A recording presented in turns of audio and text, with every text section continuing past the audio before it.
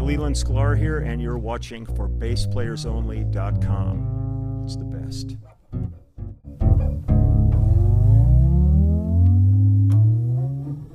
Hi everyone, Jon Liebman here. You're watching for BassPlayersOnly.com.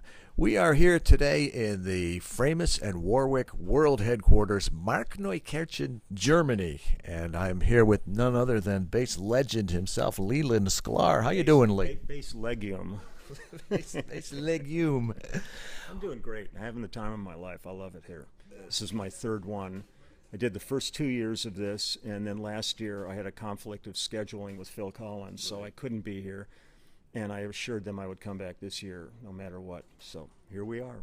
Here we are. Yes, I was here last year, and we missed you. Here we are at the bass camp, annual bass camp that Warwick puts on.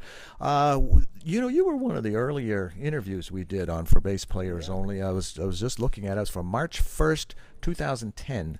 So we got the whole story about your musical upbringing in James Taylor and how that all got going. For BassPlayersOnly.com, just to put in the search window, Leland Sklar. It'll pop right up. But let's catch up. There was one thing in particular I want to talk about, the very special tour you did with James Taylor and Carole King. My wife and I had the pleasure of seeing that. Tell us about that a little bit. What was that like? Well, I mean, it was fantastic. The thing was, everything started at the Troubadour in Los Angeles. The Troubadour is one of the most famous clubs in Los Angeles. And in 1970 was the first time we played there. And it was James. Carole King was our piano player. She hadn't recorded Tapestry or anything. She was known as a songwriter, but she was not really an artist at that point, so she was just playing piano with us. Danny Korchmar on guitar, Russ Kunkel, and myself. So I think it was 2009, I guess, when that tour was, the reunion tour, something 10 or somewhere around, I don't remember what year. It was pitched, they were celebrating the 50th anniversary of the Troubadour Club. So in order to do that, they started putting some ideas together, and one of the ideas was to bring James and the original band back to the Troubadour and play for a week. It was so successful that then it turned into becoming like a national tour. And we went from the Troubadour Little Club to arenas. We played Madison Square Garden for several nights. It turned out to be one of the biggest tours of the year financially. And the thing that was great about it was you'd look out from the stage at the audience and you'd see a minimum 3 generations of families out there crying, laughing, singing along. I mean, because those songs at this point represented births, marriages, deaths. I mean, so many benchmarks in people's lives, and hearing that band play them again, I think, was really a profound cathartic experience for the audience, as it was for the band on stage. We were moved every night by this. And the thing that was really fun with it, a lot of bands, when they go on the road, they do a VIP thing, and the people end up, like getting to view backstage, and they get a laminate or some crap like that, and they pay like, $1,000 for their ticket. Well, we had a VIP area. We were in the round stage in the middle of everything that rotated for the show, and around that they actually created a nightclub vibe of chairs and tables, and it was all separated, and those seats were $1,500 a seat. But those people came to sound check. They had dinner with us. We took pictures and signed stuff for everybody, and we got to know them kind of during sound check. So during the show, we had this familiar group of people all sitting there going like this. And so, but the cool thing was 100% of the money went to charity from that section. And I think we raised $8 million on the tour. Like when we played Nashville, it was right after they had their big flood, so all the money from that gig, from that section in Nashville, went to flood relief. That is beautiful. It was a great show too, Yeah, and I'm glad you shared that with the I'd still chick. do it today if they wanted to. I'd go right back out and do it again. Well, I hope you will. Maybe James is watching. Yeah. As long as we're not in Depends and with walkers, we're good. There's another special milestone anniversary that I want to ask you about. One of my favorite albums is Billy Cobham, Spectrum. That came out, I think, around 73. Yeah, I think so there was a 30-year anniversary, and then there was a 40-year anniversary. Tell us about anything that you'd like to share about, first of all, the actual recording of that album, and then how it was commemorated and celebrated all those years later. So it was Tommy Bolin, myself, Billy Cobham, and Jan Hammer. and Ken Scott engineered and co-produced the album with Billy. And we cut all the tracks except 2. We did all of our tracks in 2 days, on a Monday and a Tuesday, I think. And then Ron Carter came in on Wednesday, and they did 2 tracks with big band, and Ron played on that. It was more energy in a room than you ever saw in your life. I mean, Billy was such a remarkable player, and Jan was amazing. I think Robert Moog came down and hung out, and he brought like his first electronic drums. So all that like electric drum stuff in there was them experimenting with his drums. I mean, it was like this. The beauty of that period was there was no rules. Everybody was still kind of writing the book. So there were things that would go on in the studio that you would never see nowadays, because everything now it's too business. Then it was almost like guerrilla recording, you know, and not James's album, but, you know, like it was real kind of underground, feeling it out on a daily basis. So that album was an absolute experience for me. And the thing that's weird is it's 1973, yet if I walk into any studio or any situation now and I start to play Stratus, the bass line, the do-do-do-do-do-do-do-do, guys jump all over, drummers start playing. I mean, it's like time hasn't changed. So in 1993, was it 2003, Billy called me and he said, it's the 30th anniversary, should we go gig? Because we never played a gig. We worked 2 days and that was the last time we ever played. So, but Tommy had died tragically many, many years ago. So Dean Brown, who worked with Marcus Miller, was going to play guitar in it, and Gary Husband, who plays drums like Billy Cobham, is suddenly on keyboards, and he's a monstrous keyboard player. So Billy said, you know, we'll do all the Spectrum, and we'll do a bunch of Crosswinds and all his later stuff.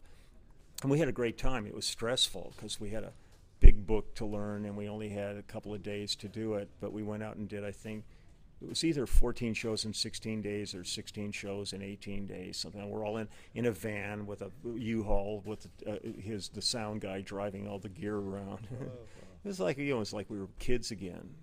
You know, so it's fun. It was fantastic. I love it. Hey, let's talk a little bit about your equipment. I mentioned we are here at Warwick, and somebody of your stature, you can play any kind of bass you want, and I know you play some other basses. Yeah. But tell me about Warwick. Why do you like the Warwick bass so much? What's so special about it? The way I hooked up with Warwick was, I always kind of equate Hans Peter to Godzilla. It's kind of like everywhere there's an event going on, he comes in and there's this big footprint that comes down. Like Hans Peter Wilfer, owner and founder of Warwick. Absolutely. So I mean, he could squash Tokyo in one fell. So I went to Bass Player Live in Los Angeles, and they had a big room there set up. And I didn't know him. I didn't really know Warwick. I mean, I was familiar with him. I had seen print ads, and I'd seen like Jack Bruce playing Warwick and stuff. But I already had what I needed, that I thought I needed. But I walked into the room, and there was a Starbase 2 fretless sitting there, and there was nobody in the room, so I kind of sat and played it, and I went, this is really a nice bass. And I left. I mean, I wasn't talking to anybody. That wasn't my intention that day, to go check out anything. I just came. I usually go to those events socially, just to kind of hang out and see all my friends. That's where we first met. I know. I mean, that's what I love about these events. But I went right on the road with Lyle Lovett at that point. And when we got to South Carolina, I called Steve Bailey, who was living down. He still has his house there, but he's up at Berkeley now in Boston. But I called him and invited him to the show, and he shows up to the show, and he's got that fretless bass. And he said, I told HP that you really loved it, and HP sent it to me. Wow.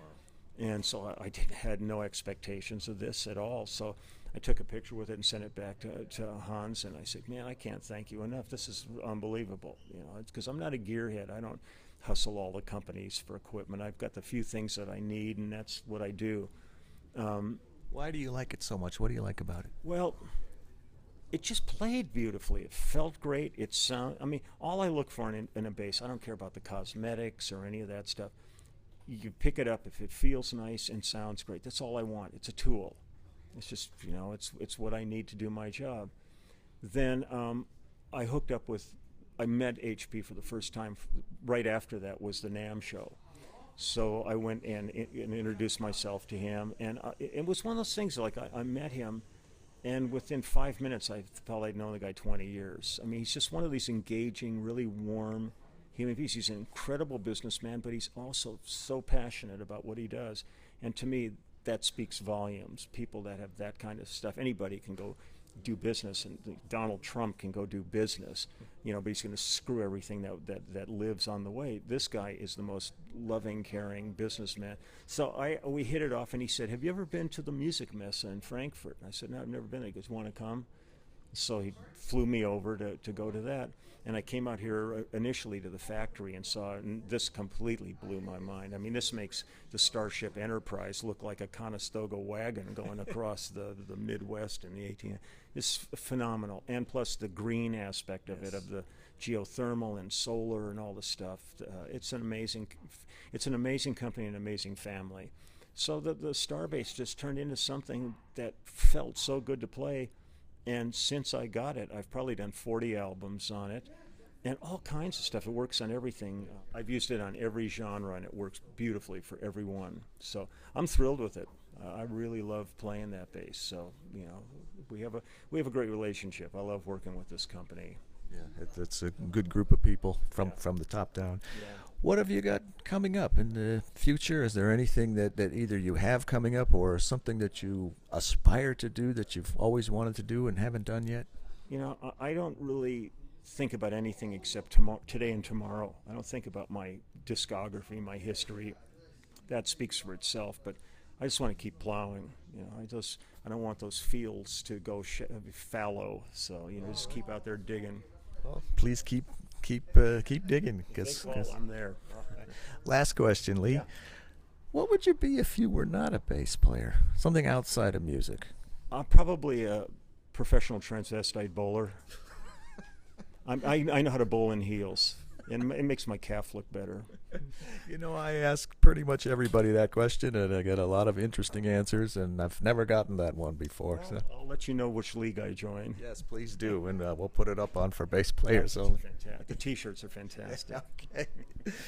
From the famous and Warwick World Headquarters, Markneukirchen, Germany, with Leland Sklar, I'm Jon Liebman. You're watching ForBassPlayersOnly.com.